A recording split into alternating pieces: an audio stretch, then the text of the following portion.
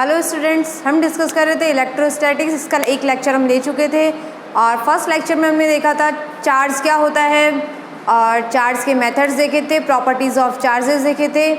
आज हम देखेंगे सेकंड लेक्चर में हम स्टार्ट करते हैं कंडक्टर और इंसुलेटर से। कंडक्टर और इंसुलेटर क्या होता है वो आज हम देखेंगे और नेक्स्ट जो टॉपिक है वो हम लेंगे कूलम्ब्स लॉ। ओके, तो पहले हम डिस्कस कर लेते हैं कंडक्टर एंड इंसुलेटर्स। ओके, तो कंडक्टर क्या होता है? कंडक्टर होता है ऐसा सब्सटेंस जिसमें बहुत सारे फ्री इलेक्ट्रॉन्स होते हैं। क्या होते हैं इसमें? फ्री इलेक्ट्रॉन्स होते हैं। कैसे इलेक्ट्रॉन्स? Free electrons. क्या होता है कंडक्टर में? कंडक्टर में फ्री इलेक्ट्रॉन्स होते हैं, तो वो क्या कर सकते हैं? पूरी बॉडी में कहीं भी मूवमेंट कर सकते हैं, कहीं भी इधर से उधर कहीं भी मूव कर सकते हैं। किसमें? कंडक्टर में। कंडक्टर में क्या होते हैं? फ्री इलेक्ट्रॉन्स होते हैं। यदि क्या है इसमें? फ्री इलेक्ट्रॉन्स है। ओके, ये कहीं भी इधर उधर मूव कर सकते हैं। यदि हम इसके पास एक पॉजिटिव चार्ज लाते हैं, यदि हम इसके पास पॉजिटिव चार्ज लाएंगे तो क्या होगा? कंडक्टर में क्या है? फ्री इलेक्ट्रॉन्स इधर से इधर मूव कर रहे हैं। हम क्या लाए इसके पास? एक पॉजिटिव चार्ज लाए, तो इसमें क्या होगा?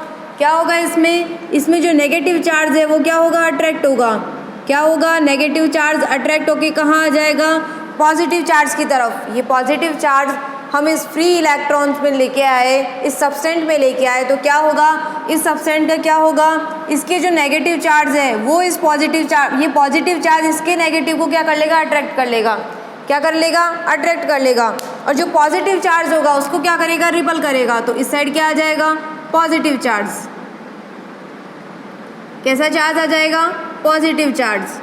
ओके, क्या होता है कंडक्टर में? क्या होते हैं? फ्री इलेक्ट्रॉन्स होते हैं। यदि हम इसके पास में पॉजिटिव चार्ज लेके आते हैं तो क्या होता है? ये पॉजिटिव चार्ज इस कंडक्टर का जो नेगेटिव चार्ज है उसको क्या करता है? अट्रैक्ट। हम लोग ऑलरेडी डिस्कस कर चुके हैं। यदि लास्ट लेक्चर किसी ने मिस कर दिया है तो एक बार पहले फर्स्ट लेक्चर देख लें, उसके बाद सेकेंड लेक्चर देखें। ओके, तो फर्स्ट लेक्चर में हमने देखा था like charges and unlike charges. वहाँ हमने अच्छे से डिस्कस किया था। तो लाइक चार्जेस क्या करते हैं? एक दूसरे को रिपल करते हैं और अनलाइक चार्जेस एक दूसरे को क्या करते हैं? अट्रैक्ट करते हैं। तो ये क्या है? पॉजिटिव चार्ज है। पॉजिटिव चार्ज इसका जो अनलाइक चार्ज है वो कैसा होगा? नेगेटिव चार्ज को क्या करेगा? ये अट्रैक्ट करेगा। और ये जो पॉजिटिव चार्ज है इस कंडक्टर के पॉजिटिव चार्ज को क्या करेगा? रिपल करेगा। ये प्रोसेस क्या कहलाती है? ये प्रोसेस कहलाती है पोलराइजेशन। क्या कहलाती है? पोलराइजेशन। क्या होता है ये? इसे क्या कहते हैं हम? पोलराइजेशन। और ये कब तक होता है? मतलब ये क्या है? Positive charge. तो इसमें कब तक ये सब ट्रांसफ़र होता रहेगा? कब तक? जब तक इस पॉजिटिव चार्ज का इलेक्ट्रिक फील्ड इस कंडक्टर के इलेक्ट्रिक फील्ड को कैंसिल नहीं करता है, तब तक क्या होता रहेगा? इसमें ये नेगेटिव जो है इस साइड अट्रैक्ट रहेगा और ये पॉजिटिव किस साइड रहेगा? रिपल रहेगा। ओके, और इसे क्या कहते हैं हम? पोलराइजेशन। ये किस में होती है प्रोसेस? कंडक्टर में। कंडक्टर्स में क्या होते हैं? फ्री इलेक्ट्रॉन्स होते हैं। यदि हम इसके पास पॉजिटिव चार्ज लेके आते हैं तो क्या होता है? इसमें पॉजिटिव चार्ज जब हम इसके पास लेके आते हैं तो ये नेगेटिव को अट्रैक्ट कर लेता है और पॉजिटिव को क्या कर देता है? रिपल कर देता है। और ये प्रोसेस क्या कहलाती है? पोलराइजेशन। और ये प्रोसेस कब तक होती है? जब तक इस पॉजिटिव चार्ज का इलेक्ट्रिक फील्ड इस कंडक्टर के इलेक्ट्रिक फील्ड को कैंसिल नहीं कर देता है, मतलब स्टैटिक फॉर्म में नहीं आ जाता है, स्टैटिक कंडीशन में नहीं आ जाता है, तब तक इसमें ये प्रोसेस चलती रहती है। जैसे ही ये स्टैटिक फॉर्म में आ जाता है, स्टैटिक कंडीशन में आ जाता है, ये प्रोसेस रुक जाती है। ओके, तो हमने क्लियर किया कंडक्टर। नेक्स्ट हम देखेंगे इंसुलेटर। इंसुलेटर क्या होता है? इंसुलेटर में क्या होते हैं? इंसुलेटर में हमने कल भी डिस्कस किया था। इंसुलेटर में क्या नहीं होते हैं? फ्री इलेक्ट्रॉन्स नहीं होते हैं। क्या नहीं होते हैं? फ्री इलेक्ट्रॉन्स नहीं होते हैं। बट इसमें क्या होता है? मॉलिक्यूल्स होते हैं। क्या होते हैं इसमें? मॉलिक्यूल्स होते हैं, एटम होते हैं जो एक ही जगह पर रहते हैं। जैसे इसमें क्या था? फ्री इलेक्ट्रॉन्स से इस पूरी बॉडी में मूवमेंट कर रहे थे। बट इसमें क्या होता है? इंसुलेटर में क्या होते हैं? मॉलिक्यूल्स होते हैं, एटम्स होते हैं जो क्या करते हैं? एक ही जगह पर फिक्स होते हैं। जैसे Na+Cl- कैटायन एनायन, मतलब एक पॉजिटिव और एक नेगेटिव। कैसा चार्ज? ऐसा चार्ज जिसमें एक पॉजिटिव और एक नेगेटिव हो, एक पॉजिटिव और एक साइड नेगेटिव, एक साइड पॉजिटिव और एक साइड नेगेटिव, क्या कहते हैं इसे? डाइपोल्स कहते हैं। ऐसा मॉलिक्यूल जिसके एक साइड क्या हो? पॉजिटिव चार्ज हो और एक साइड कैसा चार्ज हो? Negative charge. मतलब जो अनलाइक चार्जेस होता है, अनलाइक चार्जेस के बीच में बहुत कम डिस्टेंस हो, वो क्या कहलाता है? डाइपोल। क्या कहलाते हैं? डाइपोल्स कहलाते हैं। ओके, तो इंसुलेटर में क्या होते हैं? डाइपोल्स होते हैं। तो इंसुलेटर में भी क्या होता है? एक तो पोलर होता है और एक नॉन पोलर होता है। पोलराइजेशन के लिए क्या होता है? मतलब पोलर मॉलिक्यूल होते हैं एक तो, और एक नॉन पोलर मॉलिक्यूल होते हैं। नॉन पोलर में क्या होता है? जैसे हम लेते हैं क्लोरीन Cl2, उसमें क्या होता है? Negative negative. तो वहाँ क्या होता है? जबकि अभी जो हमने देखा मॉलिक्यूल, उसमें क्या था? एक साइड पॉजिटिव चार्ज था और एक साइड नेगेटिव चार्ज है। तो इंसुलेटर में क्या होते हैं? इंसुलेटर में होते हैं डाइपोल्स। तो हम क्या रिप्रेजेंट करेंगे यहाँ? ये इंसुलेटर है, इसमें क्या है? ये डाइपोल्स हैं।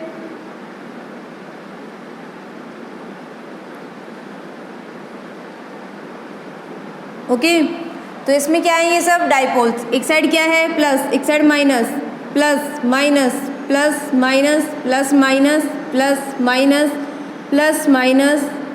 ओके, तो इसमें क्या है? ये सब डाइपोल्स हैं। किसमें ये? हम क्या पढ़ रहे हैं? इंसुलेटर। इंसुलेटर में क्या है? क्या होते हैं? डाइपोल्स होते हैं।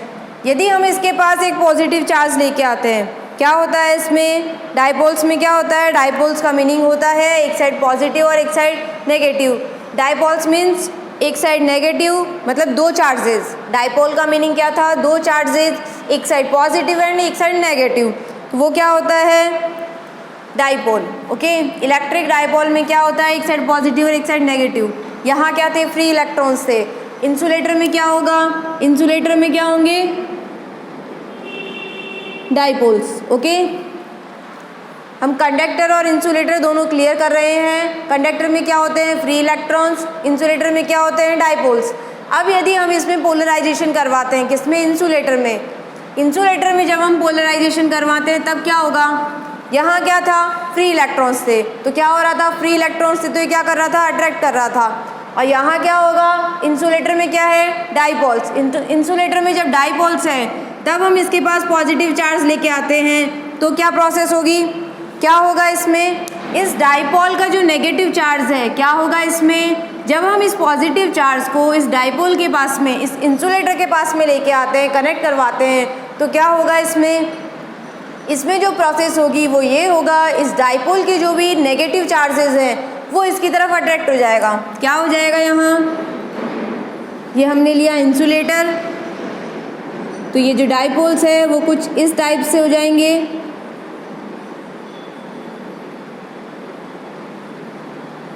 पॉजिटिव की तरफ क्या होंगे? अट्रैक्ट होंगे। ओके, किसकी साइड अट्रैक्ट होंगे? पॉजिटिव चार्ज की तरफ अट्रैक्ट होंगे। तो क्या होगा? पॉजिटिव किसको अट्रैक्ट करेगा? नेगेटिव को। किसको अट्रैक्ट करेगा? नेगेटिव को। इस साइड को क्या आ जाएंगे? सब नेगेटिव, और इस साइड पॉजिटिव। तो यहाँ क्या होगा? नेगेटिव चार्ज को क्या करेगा? अट्रैक्ट करेगा, और पॉजिटिव चार्ज को क्या करेगा? रिपल करेगा। ओके, क्या किया हमने? इंसुलेटर में क्या होते हैं? डाइपोल्स होते हैं। जब हम एक पॉजिटिव चार्ज इसके पास लेके आते हैं तब क्या प्रोसेस होती है? इस डाइपोल का नेगेटिव चार्ज किसकी तरफ अट्रैक्ट हो जाता है? इस पॉजिटिव चार्ज की तरफ, और ये क्या कहलाता है? पोलराइजेशन। क्या कहलाता है? पोलराइजेशन। तो इंसुलेटर में क्या होते हैं? डाइपोल्स होते हैं। कंडक्टर में क्या होते हैं? फ्री इलेक्ट्रॉन्स होते हैं। जब हम पॉजिटिव चार्ज लाते हैं तो क्या होता है? जब हम पॉजिटिव चार्ज कंडक्टर और इंसुलेटर के पास में लाते हैं तो क्या प्रोसेस होती है? क्या होता है? क्या कहते हैं उसे कहते हैं पोलराइजेशन। क्या कहते हैं उसे? पोलराइजेशन। और पोलराइजेशन क्या होता है? रीअरेंजमेंट। क्या होता है पोलराइजेशन? रीअरेंजमेंट। किसका? चार्ज का। किसका? चार्ज का रीअरेंजमेंट क्या कहलाता है? पोलराइजेशन। क्या कहलाता है? पोलराइजेशन।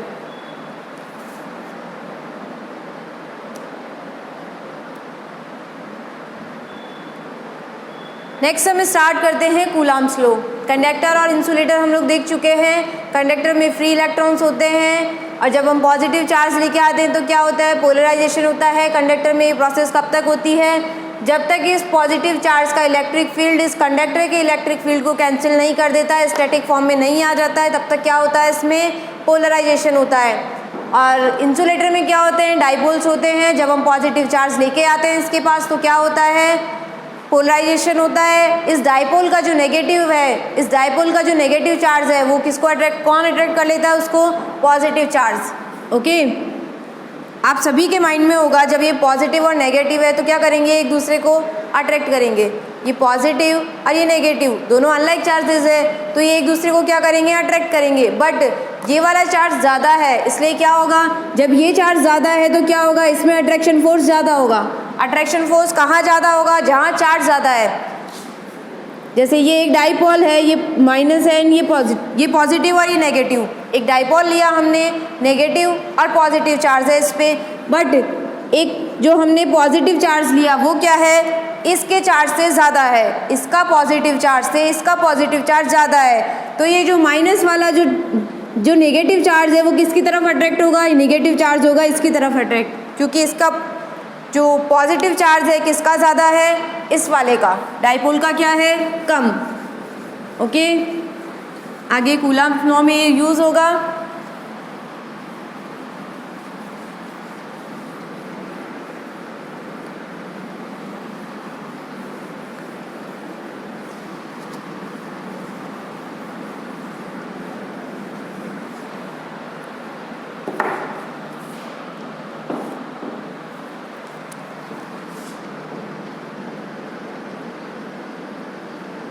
नेक्स्ट हम देखेंगे कूलम्ब्स लॉ।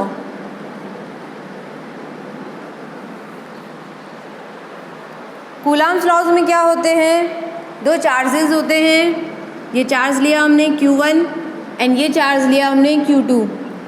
कूलम्ब्स लॉ में जो चार्जेस यूज़ होते हैं, इस लॉ के अकॉर्डिंग जो ये चार्जेस यूज़ होते हैं वो कैसे चार्जेस होते हैं, पॉइंट चार्जेस। कैसे चार्जेस होते हैं ये, पॉइंट चार्जेस। कैसे चार्जेस हैं ये, पॉइंट चार्जेस हैं। इनके बीच का डिस्टेंस कितना है, ये डिस्टेंस हमने लिया r। तो कूलम्ब्स लॉ के अकॉर्डिंग और ये दोनों चार्जेस के बीच में क्या है, वैक्यूम, कोई मीडियम नहीं है, क्या है, वैक्यूम है।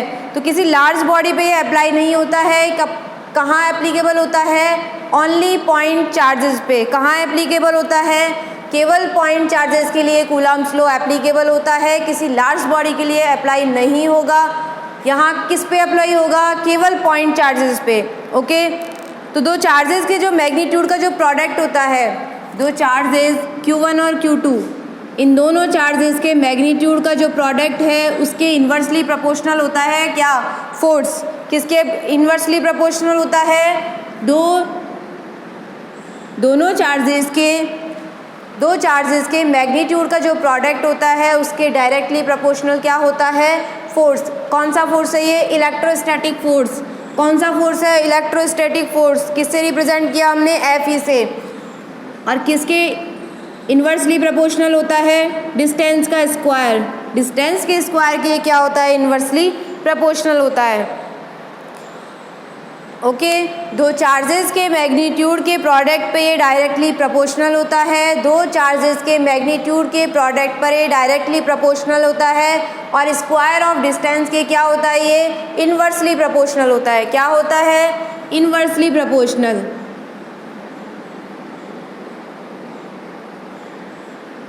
एंड स्क्वायर ऑफ डिस्टेंस के क्या होता है, ये इन्वर्सली प्रोपोर्शनल। ओके, ये क्या है, इलेक्ट्रोस्टैटिक फोर्स है। कैसा फोर्स है, इलेक्ट्रोस्टैटिक फोर्स है। इसको हम इक्वेशन फॉर्म में लिखेंगे तो प्रोपोर्शनल हटाने के लिए क्या यूज़ होता है, कांस्टेंट। क्या यूज़ होता है, कांस्टेंट। इसको हम स्मॉल कैसे रिप्रेजेंट करते हैं, और यहाँ क्या आ जाएगा, Q1 Q2 upon R square. क्या किया हमने, प्रोपोर्शनल साइन के लिए क्या यूज़ किया हमने, कांस्टेंट यूज़ किया। कांस्टेंट, इस कांस्टेंट की जो वैल्यू होती है, इस कांस्टेंट की वैल्यू होती है 9 × 10⁹ कांस्टेंट की वैल्यू क्या होती है, 9 × 10⁹। ओके, तो हम इसे कह सकते हैं Fe, electrostatic force. Electrostatic force is equals to 9 × 10⁹ Q1 Q2। Numericals में यूज़ होगा डायरेक्टली। एंड के का एक फॉर्मूला और होता है, उसे एक फॉर्म में और लिखते हैं 1/4 एप्सिलॉन नॉट, 1/4 एप्सिलॉन नॉट। तो F E is equal to K की वैल्यू क्या होती है 1/4 एप्सिलॉन नॉट। कितना होता है ये 1/4 epsilon naught Q1 Q2 upon R square. Okay, तो यहाँ ये जो एप्सिलॉन नॉट होता है ये होता है मीडियम में परमिटिविटी कितनी है, क्या होता है permittivity of free space. Epsilon not क्या होता है permittivity of free space, permittivity in free space. Epsilon not क्या होता है परमिटिविटी इन फ्री स्पेस। और जो एप्सिलॉन नॉट की जो वैल्यू होती है वो होती है 8.85, इसकी वैल्यू होती है 8.85 मल्टीप्लाई 10⁻⁻12। क्या है एप्सिलॉन नॉट का हमने वैल्यू कितना होता है 8.85 मल्टीप्लाई 10⁻⁻12। और इसका जो इसकी जो यूनिट आएगी वो क्या आएगी coulomb square upon newton metre square. Epsilon naught है, एप्सिलॉन नॉट की जो हम यूनिट निकालेंगे कैसे आएगी, एप्सिलॉन नॉट को इस साइड लाएंगे, फोर्स कहाँ जाएगा अपॉन में, तो कितना आ जाएगा Q1 Q2 मतलब कूलम्ब मल्टीप्लाई कूलम्ब क्या आ जाएगी कूलम्ब स्क्वायर, और नीचे क्या आ जाएगा फोर्स की कितनी हो जाएगी न्यूटन, और डिस्टेंस की कितनी हो जाएगी मीटर स्क्वायर। तो एप्सिलॉन नॉट की वैल्यू होती है 8.85 मल्टीप्लाई 10⁻⁻12।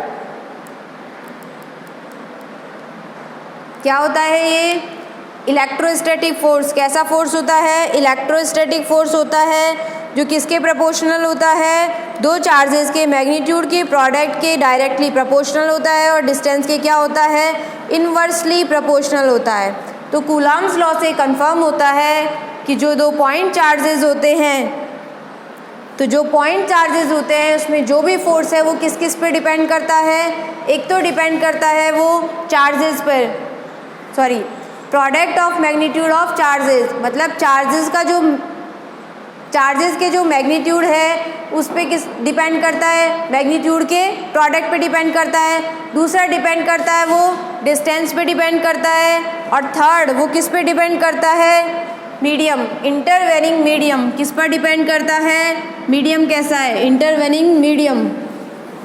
तो कूलम्ब्स लॉ से क्लैरिफाई होता है कि जो फोर्स है वो किस किस पे डिपेंड करता है, एक तो चार्ज के किस पे डिपेंड करता है, चार्ज का जो मैग्नीट्यूड है इन दोनों चार्जेस के मैग्नीट्यूड के प्रोडक्ट पे डिपेंड करता है, सेकंड डिस्टेंस पे डिपेंड करता है, और थर्ड मीडियम पे।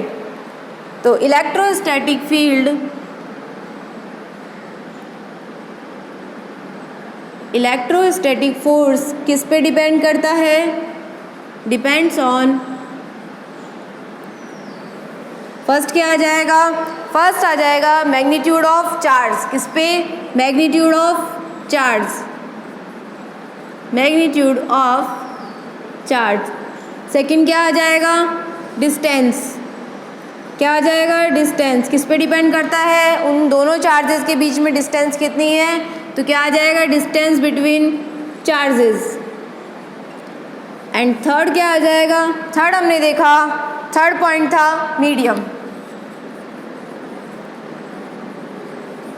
ओके, तो इलेक्ट्रोस्टैटिक फील्ड डिपेंड्स किस पे, इलेक्ट्रोस्टैटिक फोर्स किस पे डिपेंड करेगा, magnitude of charge, distance between charges, and तीसरा क्या होगा, तीसरा हो जाएगा इंटरवेनिंग मीडियम। ओके, तो ये जो फोर्स है कंजर्वेटिव नेचर का होता है, ये हम आगे देखेंगे।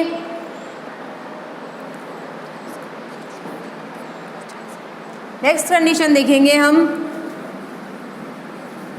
यदि इफ़ दोनों चार्जेस के बीच में क्या हो मीडियम, क्या हो दो चार्जेस के बीच में क्या हो कंप्लीटली मीडियम हो। ये दो चार्जेस हैं, इन दोनों चार्जेस के क्या कर रहे हैं हम ये दोनों चार्जेस क्या है, कम्प्लीटली फील्ड है किससे, मीडियम से। इन दोनों चार्जेस के बीच में क्या है, कम्प्लीटली क्या है, फील्ड है। ये दोनों चार्जेस किससे, मीडियम से, किससे, मीडियम से। मीडियम का मीनिंग क्या लेंगे हम, इंसुलेटिंग मीडियम। कौन सा, इंसुलेटिंग मीडियम। यदि हम कहीं भी यूज़ करते हैं मीडियम तो उसका मीनिंग क्या होगा कि ये इंसुलेटर है। क्या है, इंसुलेटर है। कंडक्टर नहीं लेंगे हम उसमें, क्या नहीं लेंगे, कंडक्टर नहीं लेंगे। क्यों नहीं लेंगे कंडक्टर, बिकॉज कंडक्टर में क्या होते हैं, फ्री इलेक्ट्रॉन्स होते हैं। जब फ्री इलेक्ट्रॉन्स होते हैं तो ये जो चार्जेस हैं वो इस पर क्या करेंगे, जो फ्री इलेक्ट्रॉन्स है वो इसको अट्रैक्ट या डिस्ट्रैक्ट जो भी करेंगे, अट्रैक्ट रिपल जो भी करेंगे। यदि हम कंडक्टर लेते हैं, मतलब ये मीडियम लेते हैं हम कंडक्टर, तो उसमें क्या होते हैं, फ्री इलेक्ट्रॉन्स। तो वो क्या करेंगे, इन दोनों चार्जेस पे क्या करेंगे, फोर्स अप्लाई करेंगे। क्या करेंगे, फोर्स अप्लाई करेंगे। जैसे ये पॉजिटिव चार्ज है, हम लेते हैं उसमें फ्री इलेक्ट्रॉन्स में नेगेटिव चार्ज है, तो वो एक दूसरे को क्या करेंगे, अट्रैक्ट। तो उनका क्या होगा, खुद का फोर्स भी होगा। बट यदि हम लेते हैं इंसुलेटिंग मीडियम, इंसुलेटिंग मीडियम में क्या नहीं होता है, इंसुलेटिंग मीडियम में फ्री इलेक्ट्रॉन्स नहीं होते हैं। तो वो क्या होता है, पूरे मीडियम में नहीं फैलता है, ना ही कोई फोर्स लगता है। बट इंसुलेटिंग मीडियम में यदि रखा जाए तो ऐसा ऑब्जर्व किया गया था कि फोर्स क्या हो जाता है, कम। क्या होता है, इंसुलेटिंग मीडियम में जब हम दो चार्जेस को रखते हैं तो उनके बीच फोर्स क्या हो जाता है, मतलब जो नेट फोर्स होता है वो क्या हो जाता है, कम होता है। कैसा होता है, नेट फोर्स कैसा होता है, कम। क्योंकि इसमें क्या होते हैं, डाइपोल्स, और डाइपोल्स का भी क्या होता है, इलेक्ट्रिक फील्ड होता है। डाइपोल्स का खुद का इलेक्ट्रिक फील्ड होता है, तो वो इतना इफेक्ट नहीं करता है। तो क्या आएगा इसमें, कंडक्टर नहीं लेंगे हम, यहाँ क्या लेंगे, इंसुलेटर लेंगे। जब भी हम मीडियम लेंगे उसका मीनिंग क्या होगा, इंसुलेटिंग मीडियम। ओके, वहाँ कहीं भी कंडक्टर नहीं यूज़ होगा, बिकॉज उसमें क्या होते हैं, फ्री इलेक्ट्रॉन्स होते हैं जो पूरे मीडियम में फैल जाते हैं और एक दूसरे पे क्या करते हैं, फोर्स अप्लाई करते हैं।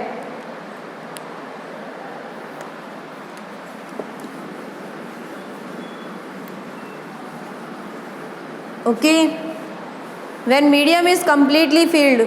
नेक्स्ट हम देखेंगे force when medium is completely field. Next हम क्या देखेंगे, अभी हमने देखा था इलेक्ट्रोस्टैटिक फोर्स। नेक्स्ट हम देखेंगे जब दो चार्जेस के बीच में हम मीडियम यूज़ करते हैं तो उसका फोर्स कितना होता है। तो उसका फोर्स कितना होता है उसे हम डिनोट करेंगे Fm से। किससे, क्या यूज़ कर रहे हैं उसमें, मीडियम यूज़ कर रहे हैं।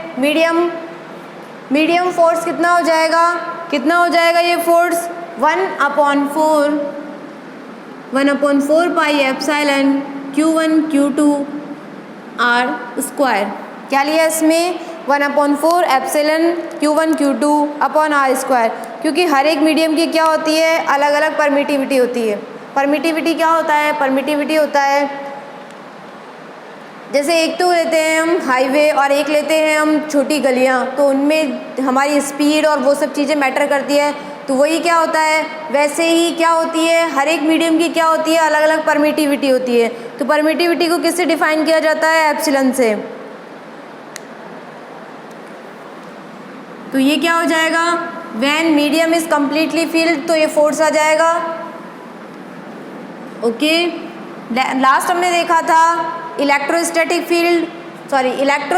फोर्स, और अभी हम देख रहे हैं मीडियम फोर्स।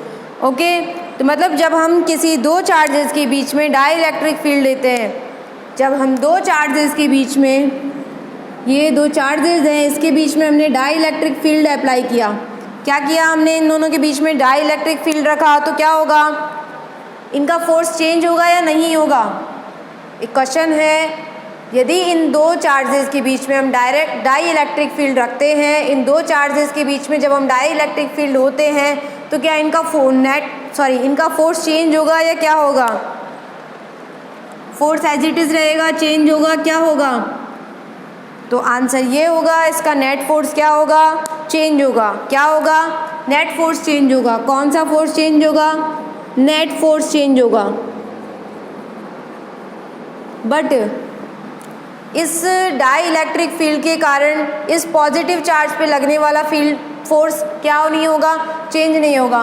तो इन दोनों चार्जेस का भी क्या नहीं होगा, इन दोनों चार्जेस के बीच जो फोर्स लग रहा है वो भी चेंज नहीं होगा।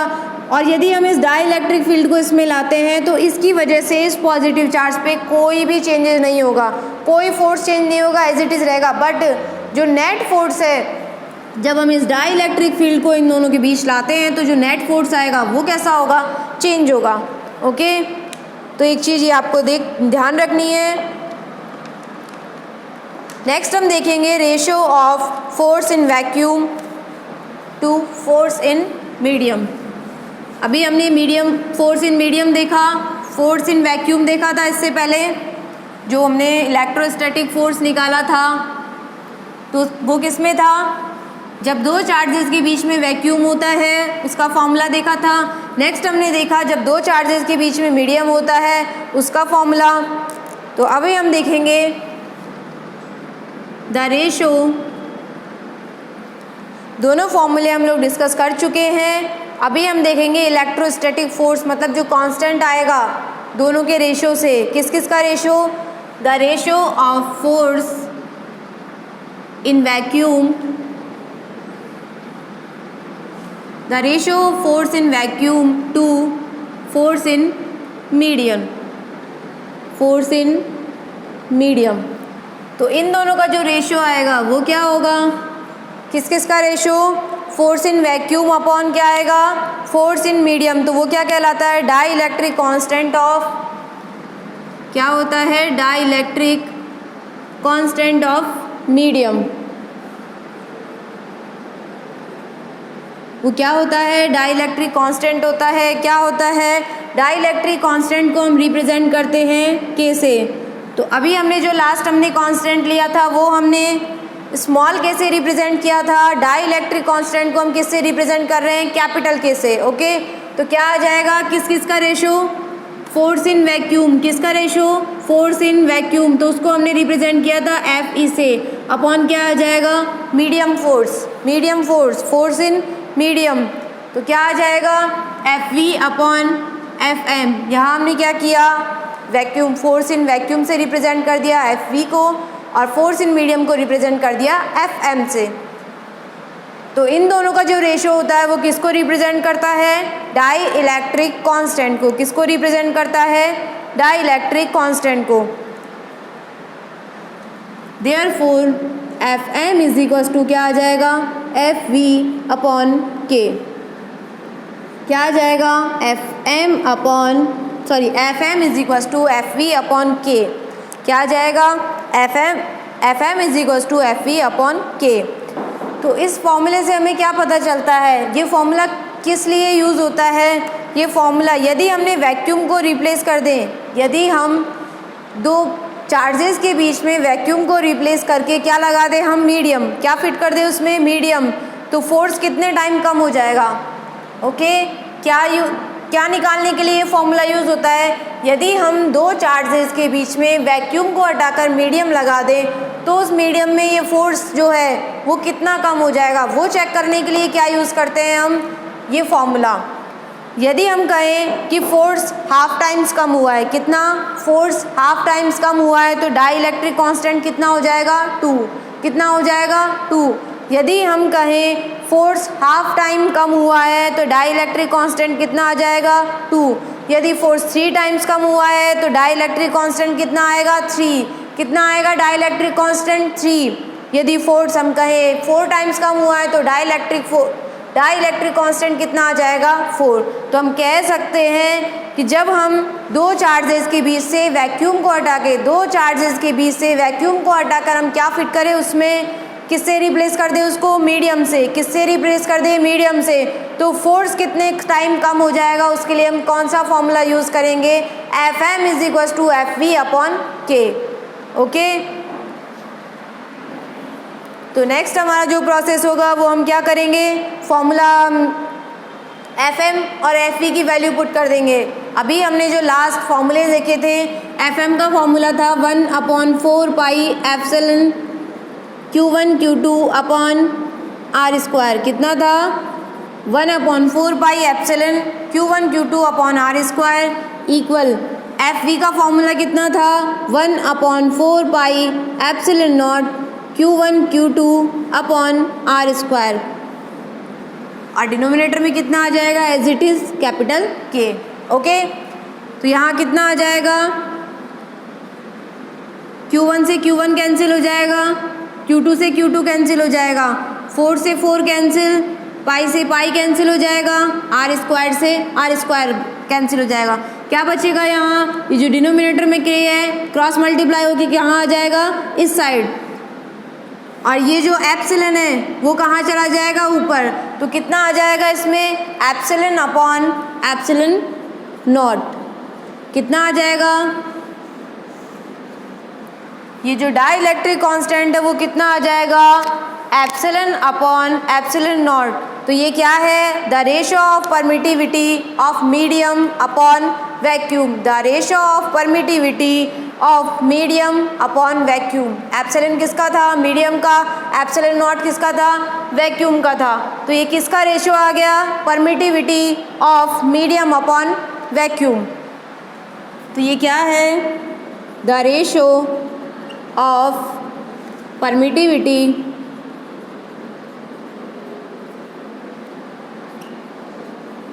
The ratio of permittivity of vacuum upon किसका मीडियम। तो क्या फाइंड कर लिया हमने परमिटिविटी ऑफ एप्सिलॉन किसका था मीडियम का और एप्सिलॉन नॉट किसका था वैक्यूम का।